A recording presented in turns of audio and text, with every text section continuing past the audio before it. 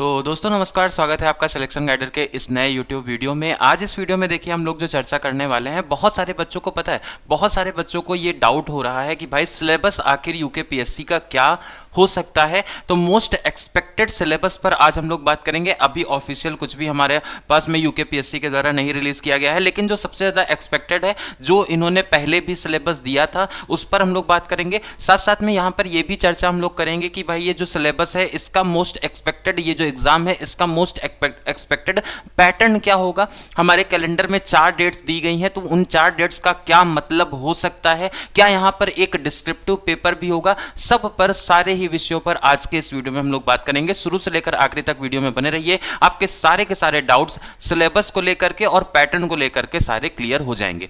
यहां पर हम लोग जो सब्जेक्ट टारगेट करेंगे वो पॉलिटिकल साइंस, सिविक्स को यहां पर टारगेट करेंगे और देखेंगे कि सिविक्स पॉलिटिकल साइंस में हम लोग किस तरीके से प्रिपरेशन करें, या फिर क्या हमारा ऑफिशियल सिलेबस है जिसके आधार पर हम लोग आसानी से सिलेक्शन ले सकते हैं, उस पर हम लोग टोटल चर्चा करते हैं। देखिए यूकेपीएससी ने अभी इससे पहले जो है वो स्क्रीनिंग एग्जाम इससे पहले जो है वो एक एग्जाम इन्होंने, एक पैटर्न इन्होंने जारी किया था जिसमें इन्होंने स्क्रीनिंग एग्जाम की बात कही थी, लेकिन वो वाला पूरा प्रोसेस जो है वो खत्म हो गया है।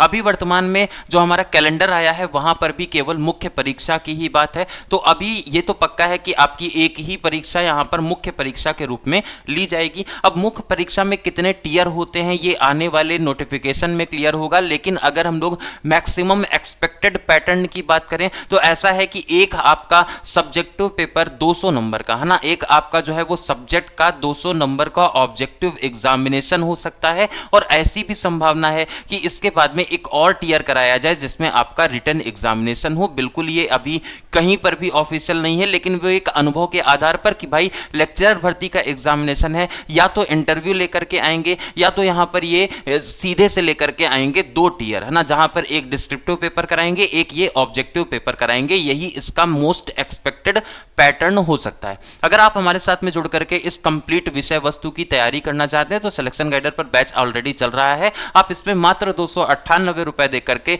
प्रिपरेशन स्टार्ट कर सकते हैं। अब देखिए यहां पर मिलेगा क्या क्या। तो देखिए हम लोगों ने शुरुआत से ही, हमेशा से ही ये फोकस किया है कि प्रैक्टिस जो है वो कभी भी खत्म या कम नहीं होनी चाहिए। प्रैक्टिस को बहुत ज्यादा, इसमें जो एक तरह से सूत्र है वो इसका, जो इस एग्जामिनेशन को क्रैक करने का एकमात्र जो मूल मंत्र है वो प्रैक्टिस ही है। और प्रैक्टिस के लिए आप हमारे साथ में डेली 8 बजे जुड़ते हैं, वहां पर हम लोग डिटेल में प्रैक्टिस करते हैं, ठीक है। लेकिन अभी वर्तमान में अगर आप देखें ये पूरा का पूरा जो सिलेबस, हमारा मोस्ट एक्सपेक्टेड जो पैटर्न है वो क्या हो सकता है, तो यहां पर ये 5 पार्ट हैं जहां पर ये पूरा सिलेबस जो है वो डिवाइडेड है।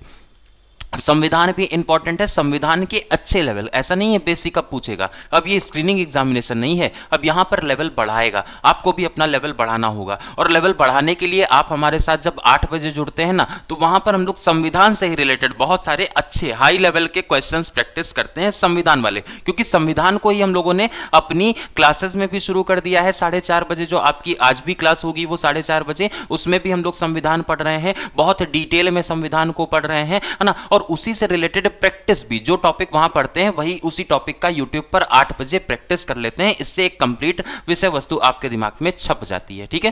कॉन्स्टिट्यूशन जो पार्ट है इसमें बेसिकली आप लोगों को थोड़ा सा वादों के बारे में, है ना, वादों के अलावा जो इसमें बहुत सारे अलग अलग टॉपिक्स हैं, जो सिलेबस जैसे जैसे हम लोग अभी डिस्कस करेंगे वैसे वैसे आपको एक एक इंपॉर्टेंट टॉपिक्स को भी हम बताते चले जाएंगे कि कहां से क्वेश्चन सबसे ज्यादा पूछे जाते हैं। इंटरनेशनल रिलेशन हमारा दूसरा भाग, पब्लिक एडमिनिस्ट्रेशन हमारा तीसरा भाग, कंपैरेटिव पॉलिटिक्स हमारा चौथा भाग, और इसके बाद में लास्ट में हमारा थिंकर्स एंड थॉट्स वाला। ये 5 भागों में पूरी की पूरे सिलेबस को डिवाइड किया गया है। इनका ऑर्डर अलग है, हमारे सिलेबस में जो ऑफिशियली मेंशन्ड है उस पर बात कर लेते हैं। तो पहला हमारा जो पहली यूनिट कही जा रही है ना, यहां पर जो पहली यूनिट कही जा रही है वो है राजनीतिक सिद्धांत और उनके विचार, ठीक है।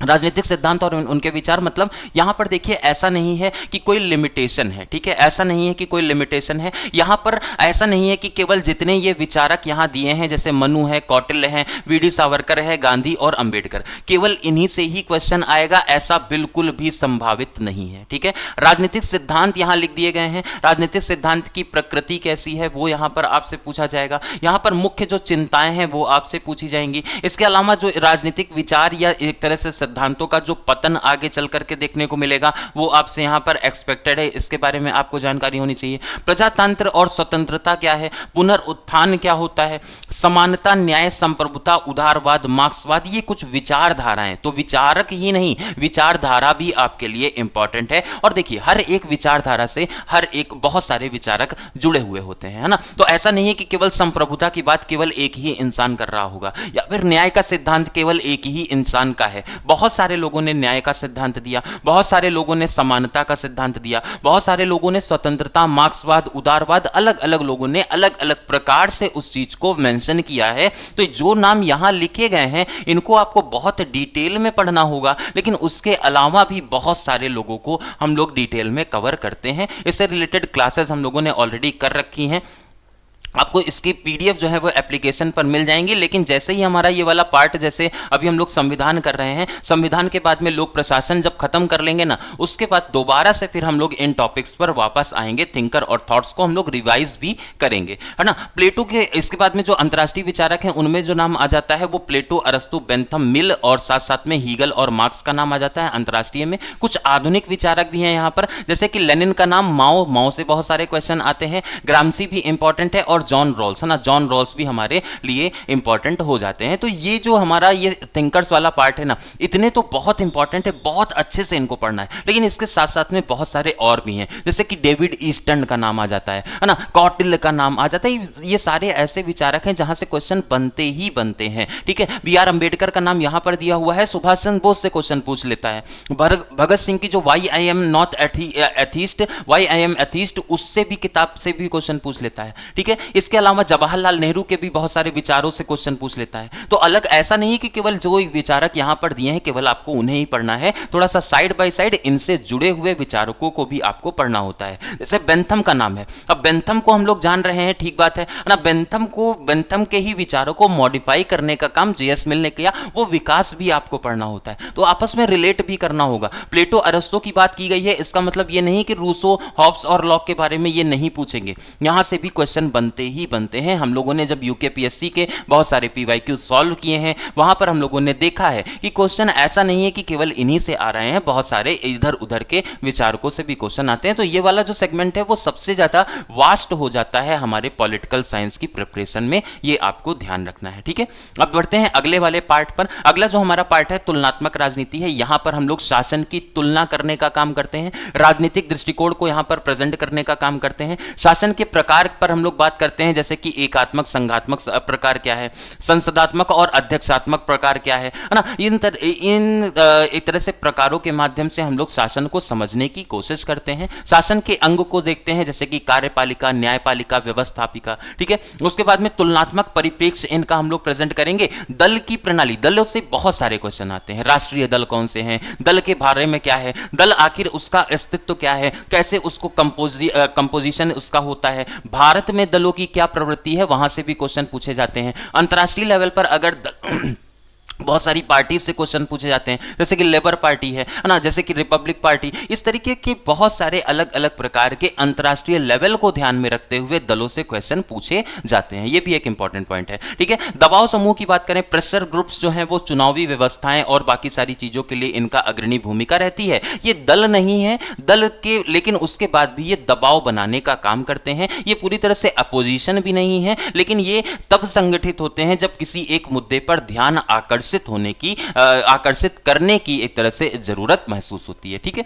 राजनीतिक विकास की बात करें, राजनीतिक विकास इसमें पूछा जाएगा। संस्कृति, भाई पॉलिटिकल कल्चर से बहुत सारे क्वेश्चन अभी वर्तमान में अगर आप देखें तो पॉलिटिकल कल्चर से बहुत सारे क्वेश्चन एक्सपेक्टेड रहते हैं, बहुत सारे क्वेश्चन यहां से पूछे जाते हैं। राजनीतिक जो पॉलिटिकल सोशलाइजेशन है ये भी एक इंपॉर्टेंट है, यहां से स्टेटमेंट वाले क्वेश्चन पूछ लेगा, कौन से सही हैं कौन से गलत हैं, इनको आपको मार्क करना है। जैसे प्रैक्टिस भी हम लोग कर रहे हैं रात में 8 बजे, इसी तरह के क्वेश्चंस की प्रैक्टिस भी हम लोग करते हैं, है ना। राजनीतिक अभिजन, प्रजातंत्र और अभिजात सिद्धांत, ये सारी चीजें हम लोगों को यहां पर पढ़नी होती हैं तुलनात्मक राजनीति में। ये हमारी सेकंड यूनिट हो जाती है। उसके बाद आगे बढ़ते हैं तो यहां पर जो हमारा सबसे ज्यादा लोकप्रिय भाग है, जो सबसे ज्यादा आपको पसंद भी रहता है, जिसकी वजह से आपने पॉलिटिकल साइंस से एमए ही किया है, वो है हमारा संविधान। सबसे आसान सा एक विषय वस्तु है, लेकिन यहां पर भी आसान क्वेश्चन नहीं पूछे जाएंगे। जैसा कि कल हम लोगों ने संविधान सभा के क्वेश्चन किए, है ना। संविधान सभा के कल 30 क्वेश्चन जो किए वहां पर हम लोगों ने देखा कि किस लेवल तक एग्जामिनर पूछ सकता है, वहां पर भी हाथ पैर हमारे हिल जाते हैं, फूलने लगते हैं, है ना। तो वो नहीं होना चाहिए। इस वजह से हम लोगों ने हर एक उसमें ये कोशिश की है कि आपको हाईएस्ट लेवल तक हम लोग ले जाएं, प्रैक्टिस करते करते किसी भी आधार पर कोई कमी ना रहने पाए, है ना। तो यहां पर देखिए राष्ट्रीय आंदोलन, भारतीय शासन में हम लोग राष्ट्रीय आंदोलन को भी थोड़ा बहुत पढ़ते हैं। यहां पर गांधी जी के बारे में, यहां पर प्रथम स्वतंत्रता संग्राम 1857 की क्रांति के बारे में, यहां पर हम लोग जो है वो क्रांतिकारियों के आंदोलन के बारे में, भारतीय राष्ट्रीय कांग्रेस के बारे में, भारतीय राष्ट्रीय कांग्रेस के बारे में जब हम लोग पढ़ रहे थे तो हमने देखा था कि हम लोगों ने कंप्लीट जो विषय वस्तु है उनको अधिवेशन के माध्यम से पढ़ा था। 1885 से लेकर के 1947 तक जितने भी अधिवेशन हुए थे, एक एक अधिवेशन को हम लोगों ने पढ़ा। तो स्पेसिफिक रहना होता है, डिटेल्ड रहना होता है, थोड़ा सा सिलेबस से अवेयर रहना होता है, आप लोगों का सफर थोड़ा सा आसान हो जाता है, ठीक है। उसके बाद में हम लोगों ने संविधान सभा के बारे में भी पढ़ लिया है, ठीक है। ये भी हम लोगों ने डिटेल में कवर कर लिया है। 2 घंटे की क्लास हम लोगों ने इससे संबंधित की थी। इसमें रचना के बारे में, इसके कंपोजिशन के बारे में, कौन इसको फॉर्म कर रहा था, कौन इसमें किस तरीके का काम कर रहा था, कमिटीज कौन कौन सी थी, सब कुछ एकदम डिटेल में यहां पर हम लोगों ने कल की क्लास में कवर किया था। आज जो हमारे सेशन होने वाला है 4:30 बजे, उसमें हम लोग प्रस्तावना पढ़ेंगे। क्या पढ़ेंगे? प्रीएम्बल के बारे में बहुत डिटेल में डिस्कस करेंगे। लगभग ये भी 1.5 से 2 घंटे की क्लास रहेगी और इसके माध्यम से एक एक विषय वस्तु, एक एक इंपॉर्टेंट पॉइंट, एक एक इंपॉर्टेंट अमेंडमेंट, एक एक इंपॉर्टेंट क्वेश्चन भी हम लोग यहां पर कवर करने की कोशिश करेंगे, ठीक है। यहां पर देखिए उसके बाद अगला टॉपिक आ जाता है नागरिकता। जैसे कि हमारा संविधान का क्रम है, उसके आधार पर आपको बढ़ते जाना है। नागरिकता देखनी है, मौलिक अधिकार देखने हैं, डीपीएसपी को आपको पढ़ना होता है, मौलिक कर्तव्य के बारे में आपको जानकारी अपेक्षित है आपसे, संवैधानिक संशोधन के बारे में पढ़ना होता है, उसकी प्रक्रिया क्या है वो भी आपको समझनी होती है। समाज में जो सोशल चेंज हो रहा है उसके बारे में भी आपसे जानकारी यहां पर अपेक्षित होती है। उसके बाद में 2 यहां पर इन्होंने संरचना और प्राकार्य दिए हैं, एक हमारी राज्य की संरचना, एक हमारी केंद्र की संरचना। राज्य की अगर संरचना की बात करें तो वहां पर राज्यपाल, मुख्यमंत्री, मंत्रिपरिषद और राज्य की विधायिका। लेकिन अगर केंद्र की बात करें तो वहां पर राष्ट्रपति, प्रधानमंत्री, फिर मंत्रिपरिषद, फिर संसदात्मक व्यवस्था और उसकी कार्यशैली पर हम लोगों को चर्चा करनी होती है। तो 2 प्रकारों के माध्यम से इन लोगों ने राज्य और केंद्र के प्रशासन को विभाजित कर दिया है सिलेबस में, ठीक है। उसके बाद में एक इन्होंने और डिवीजन किया, वो है स्थानीय स्वशासन का, जहां पर ग्रामीण से संबंधित, ग्रामीण और नगरीय। याद रखेंगे जहां पर लोकल गवर्नमेंट आएगी हमारी, है ना, लोकल गवर्नमेंट का जैसे ही रोल आएगा तुरंत उत्तराखंड राज्य विशेष संदर्भ में आपको जानकारी अपेक्षित आपसे रहेगी। स्थानीय स्वायत्ता शासन में महिलाओं हेतु आरक्षण और उसके प्रभावों की यहां पर बात करी जाएगी। मतलब लोकल लेवल पर अगर बात करें तो लोकल लेवल पर हम लोग उत्तराखंड स्पेसिफिक होते चले जाएंगे, ठीक है। संघवाद जो है ना, संघवाद के बारे में आपको थोड़ा सा पता होना चाहिए कि भारत में जो फेडरल सिस्टम है कहां से लिया गया, कैसे हमारे केंद्र राज्य संबंध में एक तरह से संबंध हमारा मेंटेन है, कहां से हम लोग उस चीज को मोटिवेटेड हैं और किस तरीके की अवधारणा यहां पर पेश करना जरूरी हो जाता है, ठीक है। न्यायपालिका की अगर बात करें तो न्यायपालिका यहां पर बेसिकली न्यायिक पुनरावलोकन, न्यायिक सक्रियता, इस तरीके की चीजें, मतलब जो बेसिकली ऐसा है कि कॉन्सेप्चुअल लेवल पर आपको जानना है। फैक्चुअल लेवल पर तो आप बहुत दिनों से तैयारी कर रहे थे, अब थोड़ा सा कॉन्सेप्ट्स पर आपको जाना है, इसकी संरचना कैसे होती है, इसमें कार्य कैसा होता है, न्यायिक पुनरावलोकन जो जुडिशियल रिव्यू है ये कहां से लिया गया और कैसे उसे अप्लाई किया जाता है, न्यायिक सक्रियता क्या होती है, जनहित याचिका जो हमारी रिट्स होती हैं वो किस तरीके से काम करती हैं, कुछ मुकदमे भी यहां पर इससे रिलेटेड आपको जानने होंगे और न्यायिक सुधार भी आपको यहां पर समझना है। भारत में लोकपाल और लोकायुक्त के बारे में भी आपको पता होना चाहिए। पंथ निरपेक्षता, है ना, एक बहुत बड़ा डिस्कशन होता है पंथ निरपेक्ष और धर्म निरपेक्ष पर, ठीक है। इसके बारे में भी आपको जानकारी आपसे अपेक्षित रहती है। किसी को अगर इसके बारे में डिटेल में एकदम अच्छे से पिक्चर क्लियर है पंथ निरपेक्ष और धर्म निरपेक्ष में तो कमेंट सेक्शन में जरूर बता सकता है कि इसमें क्या डिफरेंस है, ठीक है। थोड़ा सा एक्टिवली आप लोग भी अगर काम करेंगे तो निश्चित ही आपको फायदा होता चला जाएगा। बाकी हम लोग जब डिस्कस करेंगे सिलेबस, तो जब हम लोग इसको बहुत अच्छे से डिटेल में जब अपने सिलेबस में, अपने कोर्स में डिस्कस करेंगे तब एक एक पॉइंट को अच्छे से हम लोग बताएंगे आपको, ठीक है। देखिए भारत के नवीन और सामाजिक आंदोलन के बारे में, और राजनीतिक दल और जनमत। अच्छा, राजनीतिक दल भारत वाले भी इंपॉर्टेंट हैं, ठीक है। उत्तराखंड के राज्य आंदोलन में महिलाओं की भूमिका से संबंधित। तो इस सिलेबस जो है ना, ये आपको आईना दिखाने का काम करता है कि आपका आधार, आपकी सीमा, आपका एक तरह से जो आपकी किताबें हैं वो कहां तक फोकस्ड रहनी चाहिए, आपका जो स्टडी मटेरियल है वो किस लेवल का होना चाहिए, वो आपको सिलेबस ही बताता है। भारत में चुनाव आयोग और चुनाव सुधार के बारे में आपको जानकारी होनी चाहिए। उत्तराखंड में महिला का सशक्तिकरण किस आधार पर हुआ, कैसे हुआ, मानवाधिकार आयोग और बाकी सारी जो चीजें उत्तराखंड में फैली हैं वो किस प्रकार से चली हैं, उनके बारे में भी आपको पढ़ना होता है। तो ये हमारा तीसरा पार्ट हो जाता है संविधान वाला, ठीक है। ये हमारा तीसरा पार्ट हो जाता है संविधान वाला। बढ़ते हैं आगे, चौथे वाले भाग पर आते हैं। और जैसे ही हम लोग संविधान वाला, अभी जो करंट में चल रहा है संविधान, जैसे ही ये खत्म होगा हम लोग लोक प्रशासन पर आएंगे। यहां पर हमें क्या क्या पढ़ना होगा, पहले इसके अर्थ के बारे में, प्रकृति और क्षेत्र के बारे में पढ़ना होगा, ठीक है। संगठन के सिद्धांतों के बारे में, जैसे कि बहुत सारे सूत्र और स्टाफ, पद, सोपान, बहुत बार क्वेश्चन आया है ना। आदेश की एकता, नियंत्रण का क्षेत्र, केंद्रीकरण और विकेंद्रीकरण, संगठन के प्रकार, औपचारिक और अनौपचारिक जो संगठन है उनके प्रकारों के बारे में आपको पढ़ना होता है। मुख्य कार्यपालिका के बारे में, प्रकार, उसके कार्य, भूमिका, ये सारी चीजें आपको पढ़नी होती हैं। कार्मिक प्रशासन, जैसे कि भर्ती, प्रशिक्षण और पदोन्नति किस प्रकार से एक प्रशासन में होती है, वो आपको जानकारी यहां पर होती है, वो करनी होगी, ठीक है। नौकरशाही के बारे में, जैसे कि नौकरशाही के प्रकार क्या होते हैं ना, मैक्स वेबर के क्या विचार हैं, इनकी आलोचना क्या है, ये सारी चीजें यहां पर आपको देखनी होती हैं। वित्तीय जो फाइनेंशियल एडमिनिस्ट्रेशन है, सुशासन के बारे में और सूचना के अधिकार के बारे में, इस टॉपिक में आपको, इस यूनिट में आपको पढ़ना होता है, जिसके बारे में हम लोग जैसे ही ये संविधान वाला भाग खत्म करेंगे तुरंत ही इस वाले भाग को हम लोग शुरू करेंगे, ठीक है। एक और भाग यहां पर है, वो है अंतरराष्ट्रीय संबंध। यहां पर बेसिकली आपको शक्ति और शस्त्र के बारे में, शस्त्र स्पर्धा जो आर्म डिसआर्मेंट या आर्म रेस है उसके बारे में, गुट निरपेक्षता के बारे में, बहुत सारे इंटरनेशनल लेवल पर जो संगठन हैं उनके बारे में यहां पर आपको पढ़ना होता है, ठीक है। यहां पर जो संयुक्त राष्ट्र है उसके उद्देश्य के बारे में, उसकी कार्य प्रणाली के बारे में पढ़ना होता है। अंतर्राष्ट्रीय मामलों में भारत की जो भूमिका है उसके बारे में आपको पढ़ना होता है। आतंकवाद, सुरक्षा और बदलती अवधारणाओं के बारे में भी आपको यहां पर कवर करना होता है, ठीक है।